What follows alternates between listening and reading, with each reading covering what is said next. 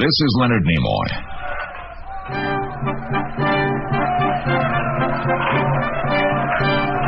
The First Great Crusade ended in the triumphant capture of Jerusalem from the Seljuk Turks and the establishment of a Christian kingdom that was to last for 2 centuries.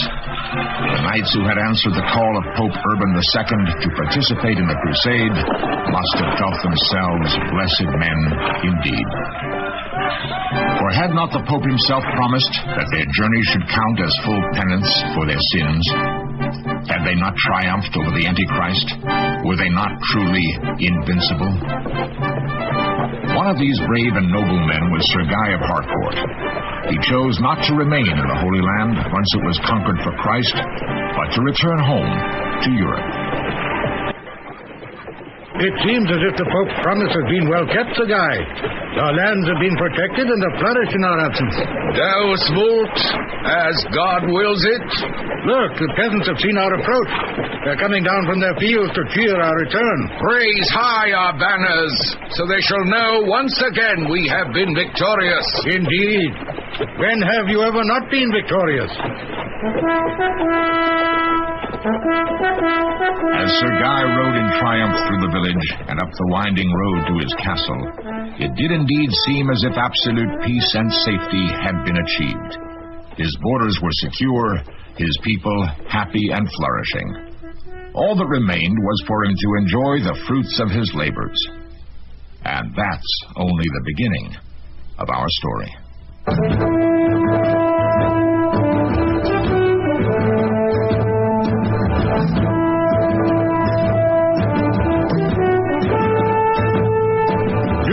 Radio Theater, a new adventure in radio listening. 5 nights of exceptional entertainment every week. Brought to you in Elliott Lewis's production of the Mutual Radio Theater. Our story, The Master of Harcourt, by Percy Granger. Our stars, Fletcher Marco, Ben Wright, and Peggy Hazard.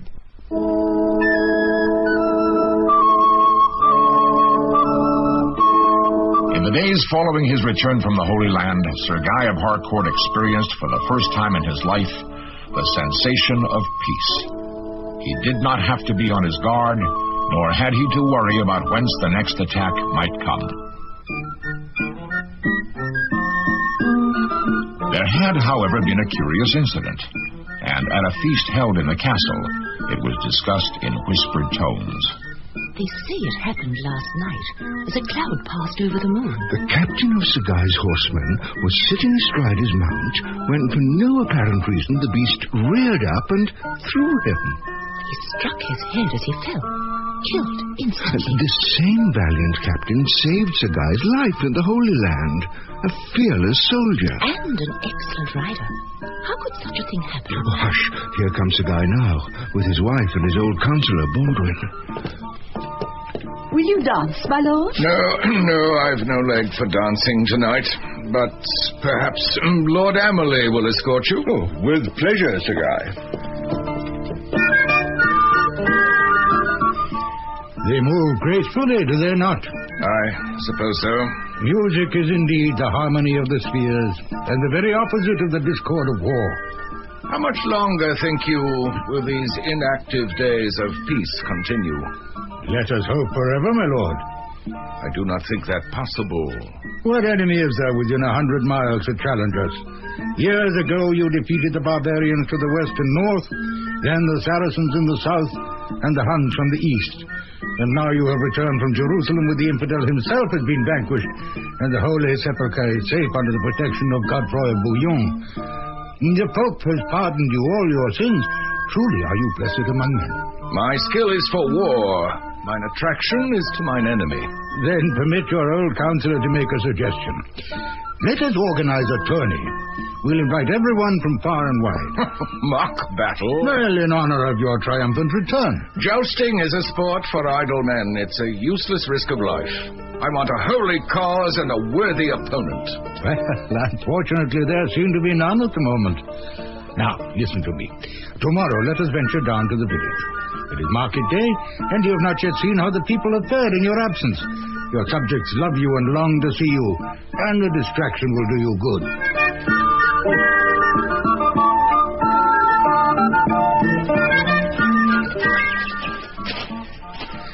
This is the kind of day we live through fire and thunder for. A lovely spring day to clear the mind of noxious thoughts. Yes, I suppose it is. What occupies your mind, my lord? My captain. And why he should have been thrown from his horse. It was an accident, sire. It has no meaning. Smell the blossoms and look, they have come to the village. Yes, fresh fish and oranges. Old woman? Yes. Oh, your lordship. Give me an orange. Why, certainly. Let me find the best. It doesn't matter which. That one will do. And here's for your trouble. Silver scholar. That's too much. I have no change. Keep it. Thank you. God bless you, Sir Guy. The oranges have grown larger in our absence. What's that hammering? A newcomer to our village, I'm told, my lord. A carpenter. He occupies the stall once owned by Gerhard the saddler. None of the local people would take it because they thought it was bewitched. Pagan superstition. Let us meet this fellow. Good day, sirrah. Oh. Did we startle you? It's nothing, my lord. Forgive me. What is your name? Only God knows that for certain, but I am called Cedric. Your face is new. No, it is very old. I mean in our village. My counselor tells me you are a carpenter. Yes? Our savior was a carpenter. It is a noble profession. What are you making? A coffin. Has someone died? No, but someone will. Who? I mean, someone always does. Why did you look frightened when I first spoke to you? It was nothing. A mighty Christian warrior such as yourself would only laugh, but... Well, there is an ancient superstition in our trade that if anyone speaks as the last nail is being driven into a coffin, it means the coffin is meant for him. But it is only a superstition, my lord. It is good you assure me thus. Good day, carpenter, and I hope you find a buyer soon for your coffin. What are you laughing at, you old goat? The look on your face when the carpenter told his story. Pagan superstition. So that coffin did look a pretty decent fit. Now, shall we walk through the rest of the village? No, I've had enough of this dalliance. Let us return to the castle.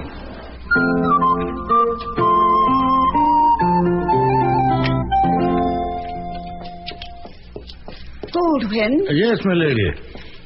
have you spoken yet with my husband today? I'm on my way to see him now.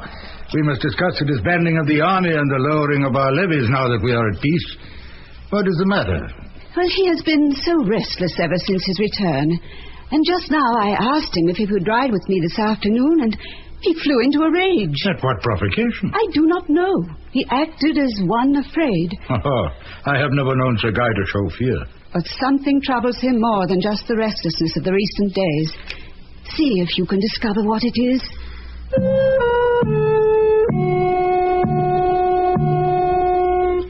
My lord. My lord. What do you want? I have drawn up your orders for the army to be disbanded. What? Talk you of disarming? Why, yes, as we agreed.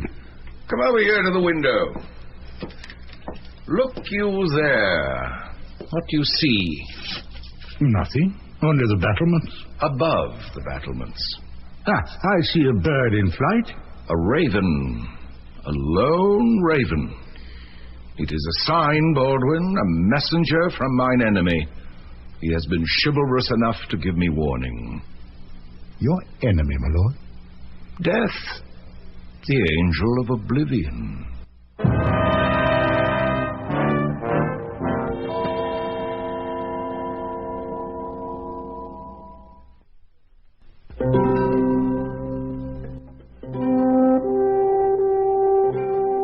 Sir Guy of Harcourt, triumphant in battle, standing at a casement window high in his castle, master of all he surveys, has just turned calmly to his old and trusted counselor and made a most startling announcement. Death cannot be an enemy, my lord. No. Yet look at the signs. Was not my captain killed, the very man who saved my life? What should be the meaning of this? It is not given to us to know these things. And the carpenter with his coffin, what of that? Send to the village then and have the coffin destroyed. I already have. Then there is no need to carry this foolishness further, my lord. But what good will it do when the cock did not crow this morning? I do not know how to answer you. Do not worry, Baldwin. I have not gone mad. We shall treat this enemy as we would any foe. We will respect him as a worthy opponent and take appropriate measures. Come over here to my table. I have been drawing up plans to strengthen the castle's fortifications. My lord! My lord! Lord, your soldiers have gone mad. They are tearing up the garden. It's all right, Matilda. I gave them orders to do so. You did? They are digging wells. The castle must have its own water supply. We must no longer be dependent on the public wells, which may be exposed to contamination and which lie outside the protection of our walls. But must it be my beautiful garden that pays the price? Baldwin! Well, I must say I have long argued that we should have an independent source of water. What if we were attacked and laid siege to? You see, my dear, Baldwin understands these things. And now, as to the disbanding of the army, that, of course, is out of the question. And the taxes and other levies on grain and so forth must be kept at the same levels as before. The peasants will not like that, my lord. Of course not. They never do. Their security comes from me, from my might. But whence comes my security? That you must get from God. Of course. But the army stays at its present level. I have also this day dispatched couriers to the four corners of the earth to fetch to me the finest doctors of medicine. I shall establish here the finest and most modern of laboratories where they may work without impediment to discover the cures that will check death at every turn. Excuse me, I must see to the procuring of the equipment they shall need. Why talks he of death? What has put this fear into him? I do not think he is afraid. Sir Guy is a soldier. His habit is to fight, and he'll be prepared to fight. That he now chooses to call his enemy death is but an allegory, a symbol. It cannot lead to any harm. It does seem better for having something with which to occupy his mind. Well, that is true. Perhaps it is best to let it be. And who knows what good may come of it? Did he not say that he would gather together here the great scholars of medical science? Perhaps Harcourt will become a famous center of learning.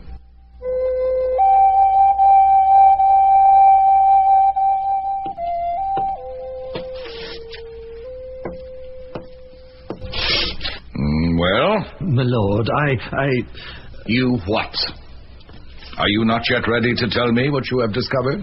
The discoveries you're seeking, the antidotes to the scourges and plagues that ravage mankind, well, these are diseases that have been with us for centuries. It will take time and knowledge. Are you asking for still more money? Is that it? Dr. Sutorius, you and your colleagues have been at Harcourt these 6 months past. You have wanted for nothing. I have ransomed my kingdom to provide you with everything you have requested. Is it too much to expect something to show for all this? It is not in the nature of experimentation such as we're doing. To expect results? To predict when such results as you want, as we all want, might be achieved. How many ways may a man die from disease? 100, 200, 1,000? Have you not, in all this time, been able to find the cure for even one? No, but you must give us time. I give you no more time. You are dismissed, all of you. Back to from whence you came. I will not live with false hope.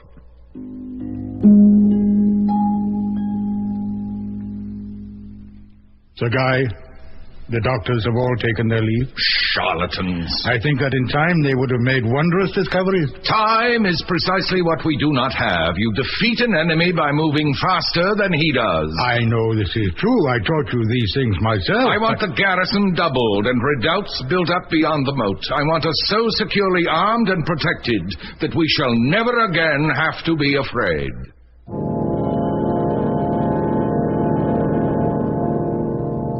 Sir Guy, your orders have been carried out. There is an extra line of fortifications around the entire castle. and your armorers are forging new weapons for your fresh recruits. Every rational step that can be taken to ensure the castle's security has been taken. Yes. And my soul is saved. The Pope has promised me salvation. Yes. Good. I will take my leave, my lord. Wait. What more can your lordship want? I want a fortune teller. What? A sorcerer. A wizard. One who can see into the future. I want to know what fate is in store for me.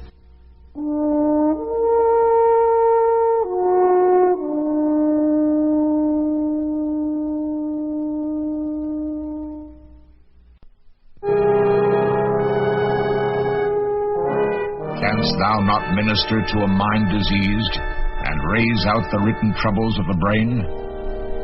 Sir Guy of Harcourt, a fearless warrior, stares into the eye of dread. It is not given us to know why a man can face the enemy host without flinching, and then tremble before the specters of his own mind. Nor do we know how far he might go in his madness. A fortune teller, my lord. But they are outlawed by the Holy Church. Yes, and do you know why? Because it is given them to know the future. They but claim to know it. No man has such knowledge, for that is the sole province of God. Do not quote scriptures to me. My need is no less than Saul's when he went to the Witch of Endor. I must know what awaits me. My enemy is death, is it not? To see a wizard is no sin. It is as if I were to send a spy into the enemy's camp to ascertain his plan that I might counter it. And would this content you? Of course it will content me. Why should it not? Well, there is a famous so-called seer in the mountains to the east. Her name is Gudrun. Ah, bring her to me. No, I will go to her in disguise. That way I may test whether she be a true sorceress or not.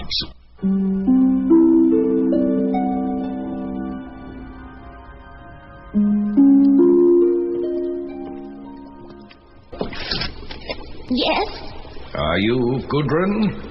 I am. It is said you can see into the future. Come closer. Who are you? A peasant? I do not think so. I am dressed in peasant's clothing. But there is an aura about you, and the cross of Christ shines upon your chest. I do not see this. You are one of noble birth who has been to the crusade. Ah, this is true. You are indeed a seer. But that is the past. I am here to know the future. Come closer. This is strange. What is? I sense that you're a man of great power, yet you are afraid. Fear in the powerful is dangerous. Tell me my fate. Bend forward, that I may see your reflection in the cauldron. Well, what do you see? Another image. Yours, and behind you, the coat of arms of a noble house. A scarlet dress across a field of blue. With the fleur-de-lis and the rising sun? Yes! Those are my armorial bearings. But something is amiss. The shield is backwards. The sun rises in the west. What does that mean? That you shall live invincible until the day the sun rises in the west. But that's not possible. Therefore, I am safe, for the sun can never rise in the west. Old woman, give me thy mitten. I'll have it filled with gold crowns and return to thee.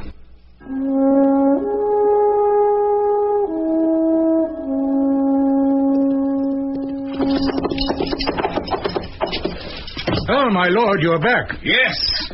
And are you satisfied? Indeed. I have nothing to fear until the sun rises in the west. You shall be an old man ere that happen. Yet this was the prophecy. She saw a double image in her cauldron, mine and that of my coat of arms reversed. Well, as long as it has finally set your mind at rest. Still, I do not rightly understand the meaning of it.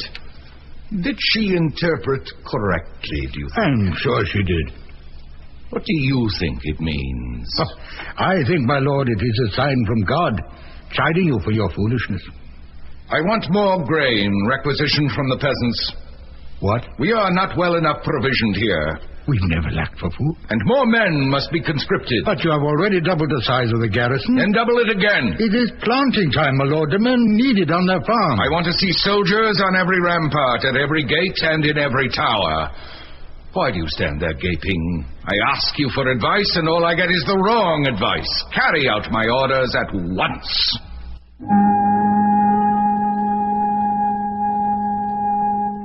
It has all been done as you commanded.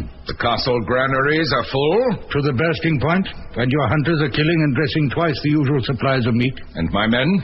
Every able-bodied man has been pressed into service. Are we safe? Are you asking my opinion as your counselor? What do you mean? As the man who was your teacher as a child, who has guided you ever since, whose word you have always trusted? Yes, of course. Then, in my judgment, Sir Guy, yes, the measures you have taken are sufficient. Good. Good. Is that all? Yes. Yes, you may go. Baldwin. Yes, my lord. Build more granaries.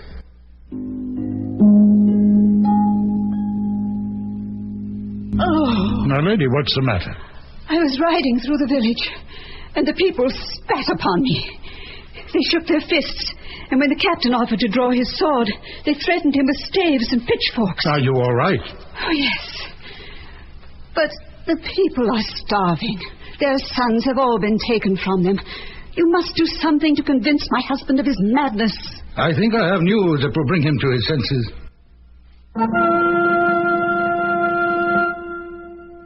Outlaws in my domain? Where are they from? They are your own people, sire. Nonsense. They have no cause. They are in revolt over the high taxes. They haven't enough to eat, and winter is coming.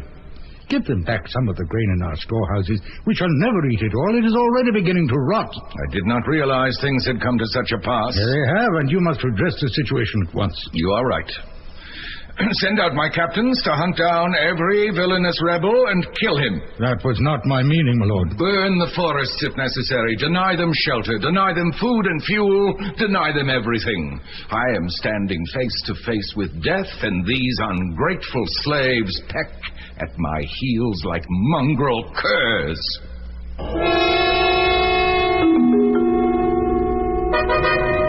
Your captains have ambushed a party of the outlaws, sire. And? They are all dead. All but one who was taken prisoner to be made to say where the rest of the rebels are. Has he talked? He refuses to. Put him to the torture. He has been, but even under pain of death he refuses to speak. That's not possible. I tell you, he is not afraid. He bluffs. He must be afraid. I think not. Not afraid of death? This is a man I must meet.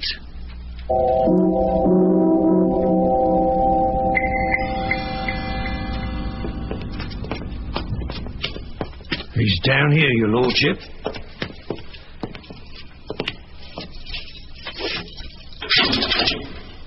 They just brought him back from the rack. He may not be conscious. Is he chained to the wall? That he is. We take no chances here. Give me his key. Yes, your lordship. Is that him yonder? Yes.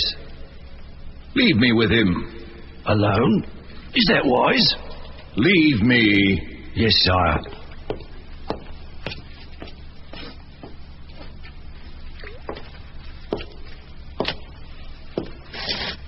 Who's that? Sir Guy? Come to kill me yourself, tyrant? Tyrant? Is that what I am called now? It's what you are. You would have me believe it's true, then, what they say, that you are not afraid of death. Well, I don't believe it. You're as frightened as the next man. Look, Look here. I have the key to your chains. What will you do for me to unlock them? Not what you would have me do.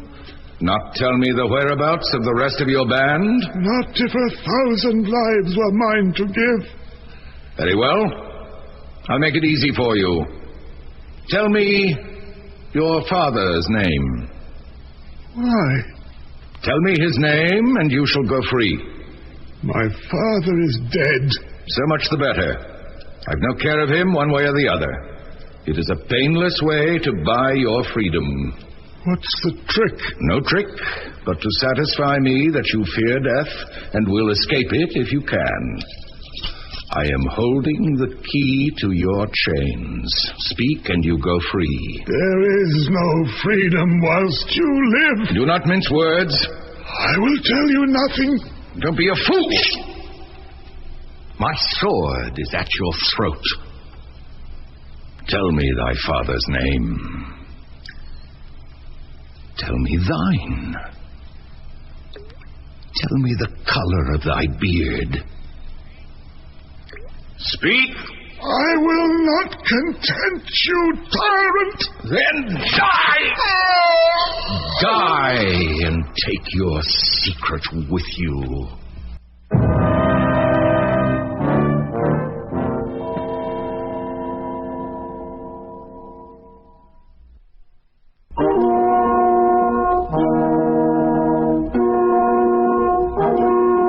Leonard Nimoy again, and here's the fourth act of The Master of Harcourt.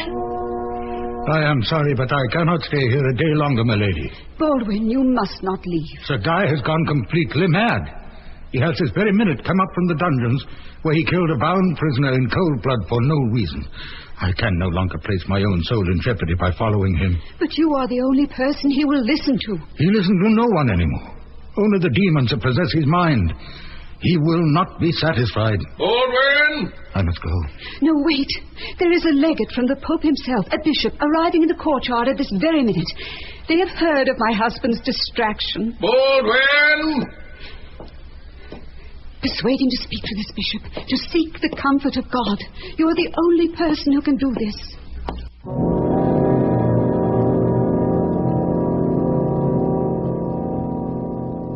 Most Reverend Father, are you there? Yes? I cannot remember when I made my last confession. I see at times my sins as clearly and with such revulsion as I do at other times with zeal commit them. I cannot sleep. I have just this day killed a man for no reason except that he was brave. I am told that you have not acted as yourself these several months past. How else should I act if not as myself? What I do, 'tis me, I am it. My deeds are no one else's, I am responsible for them. What is it that troubles you? I feel myself to be in combat with the angel of death. Why?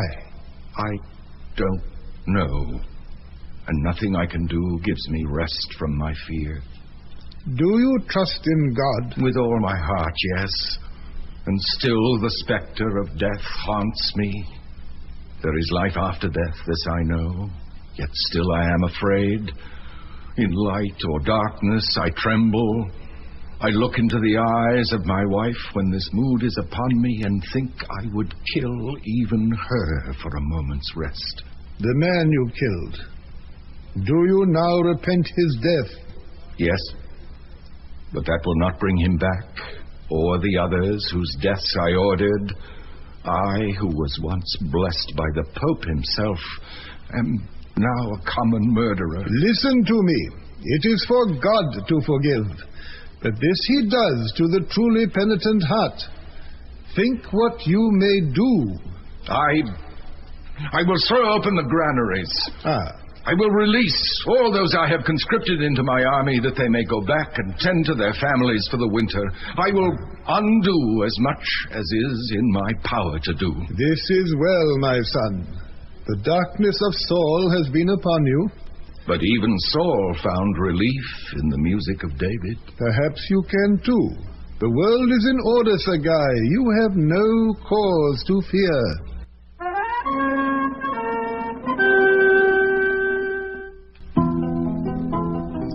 do I fare, Matilda? You are relaxed, my lord. The music soothes me. And to lie thus with my head in your lap, is it possible there could be no more to it than this? To what? To happiness. I think this is the reward for which you have labored so long. To lie inert in my lady's lap, plucking blossoms and listening to music? To feel at peace with yourself, the world, and God. How silly to fear death. When that old hag told me I should not die until the sun rose in the west. We should see that here from our chamber window. Aye, if we are awakened some morning by the sun striking us full in the face, only then will I tremble. Boy, enough of your music. The incessant plucking of strings is a most pleasing irritant. Would my lord like to eat now? It's time to eat again? 'Tis nearly so. But we just finished eating an hour ago. As it seems but an hour, because you fell asleep. Ah.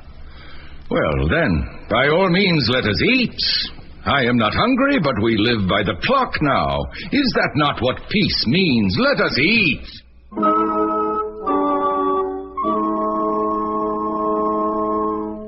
Good morning, my lady. And how is our new man today? Gone to the village again to oversee affairs. He moves among the people without fear. They are glad to see him recovered. He has directed that the building of a new cathedral be started. As thanks for his salvation. He has sent for master craftsmen from far and wide. I am glad he shall have a project to keep him busy, for he has begun to chafe again at the bit. This will occupy the rest of his days. Indeed, so big does he plan it to be, it shall barely be started at his death, if he live to be 100.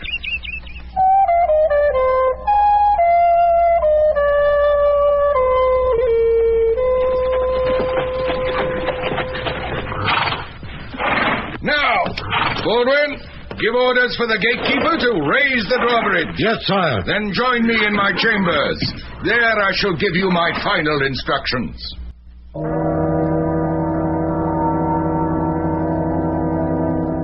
My lord? The drawbridge is up? It is. But why do you want it raised in the middle of the day? And what do you mean by final instructions? I want the drawbridge sealed shut. But how will we enter and leave the castle? We won't. No one will. There is no need to. But that is like walling ourselves up in a tomb. You may leave if you wish. I won't keep you. Anyone may go who wants to. But you?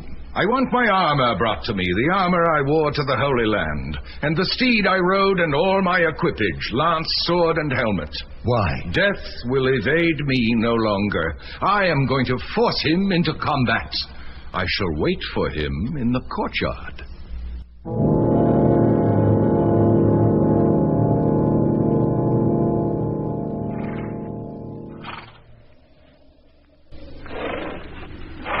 My lord, will you not speak to me? Will you not tell me why you sit here? I cannot, Matilda. I know not why I have been so marked, what great fault I had that I should be thus possessed. What can make a person feel safe if he is insecure in his soul? My lord. I do not ask you to share my fate. Go with Baldwin. Leave the castle. No, I will stay with you, and so will he. You will be cured yet. Put your faith in God. I cannot. The hag, Gudrun, said I had the cross of Christ burning on my chest, that I was blessed among men, and still it besets me. I am sinking further and further from you. I can feel it, and I cannot stop it. If only I could weep, I could be saved, but I cannot weep. But you will not die. She said you would not die until the sun rose in the west. And how could that be? I won't lose hope, and I won't leave you.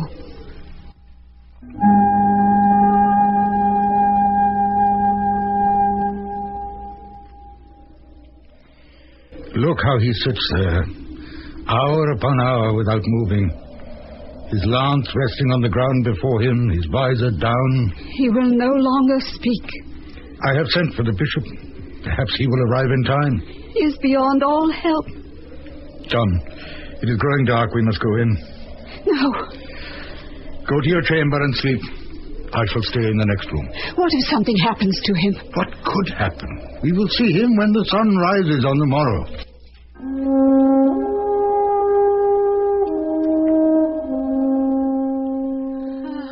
No, oh no.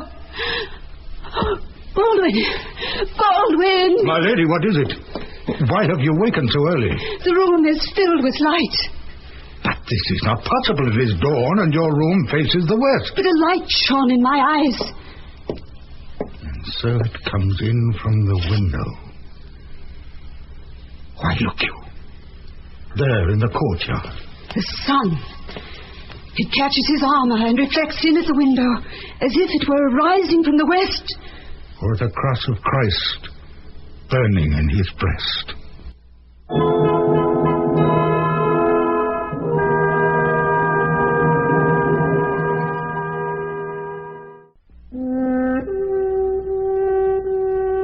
The sun, rising in the east, caught the armor of the solitary knight seated on his horse in the castle courtyard, and was reflected into Matilda's bedchamber window, creating the illusion that it rose in the west.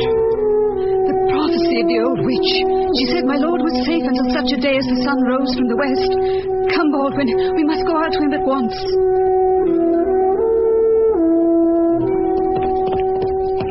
My lord! My lord! He does not speak. He won't move. We must raise the visor on his helmet. We must see if he is still alive. Be careful, Matilda. Be prepared for what you might see. His face. Baldwin, look. Aged overnight.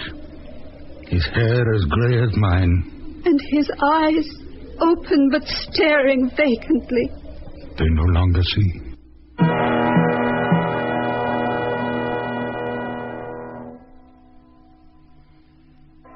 Was it retribution from God for some committed sin? Or merely the blind turning of the wheel of fate? Was he sick in body or in spirit?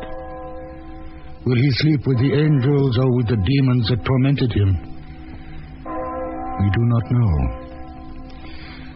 But whether peacefully or not, sleep he will. In the shadow of the cathedral he ordered to be built.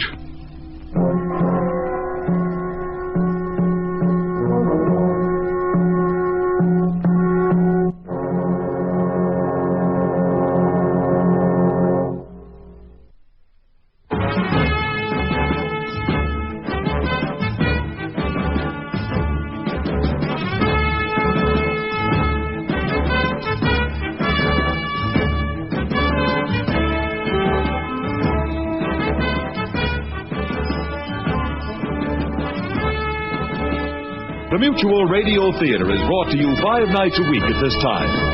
Tonight's original radio play, The Master of Harcourt, was written by Percy Granger and produced and directed by Elliott Lewis.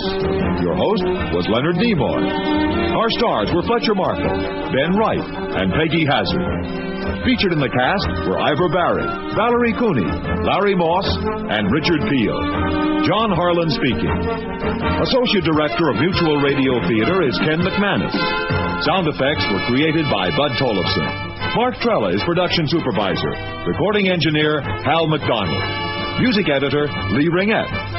The Elliott Lewis production of Mutual Radio Theater is a presentation of CVI.